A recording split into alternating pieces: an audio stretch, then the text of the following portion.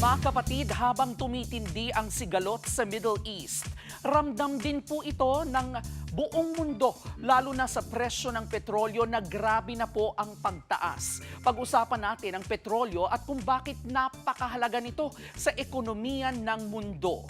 Ang petrolyo ay nabuo mula sa mga sinaunang halaman at maliliit na organismong nabuhay milyong-milyong taon na ang nakalipas sa karagatan, gaya ng planktons at algae o lumot. Naipon ang kanilang labi sa ilalim ng dagat, natabunan ng lupa at bato, at dahil sa matinding init at pressure, naging langis ito na tinatawag nating petrolyo.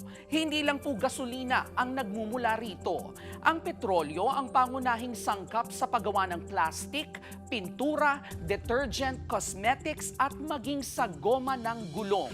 At ang salitang petroleum galing po sa Latin na petra na ang ibig sabihin ay bato at oleum na ang ibig sabihin naman ay langis. Kaya literal itong nangangahulugang langis mula sa bato. Kaya sa bawat patak ng gasolina na ginagamit po natin araw-araw, tandaan mga kapatid, produkto po ito ng milyong-milyong taon na proseso ng kalikasan na gaya ng K-alaman ay K-yamanan.